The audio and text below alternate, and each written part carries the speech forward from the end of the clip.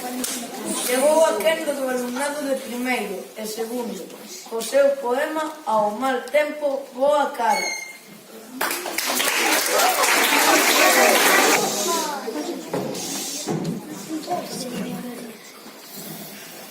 En Santiago de Compostela vivían dúas estrelas.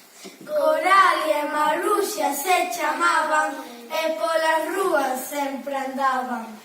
As Marías lles chamaban porque nunca se separaban.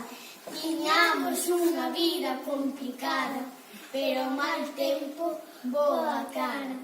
Cada día vestían roupas coloridas e as dúas en punto a pasear saían. Con cariño e alegría, piropos repartían. A xente vía nelas un berro de liberdade naqueles tempos de frialdade. Tiñamos unha vida complicada, pero mal tempo, boa cara. Bien.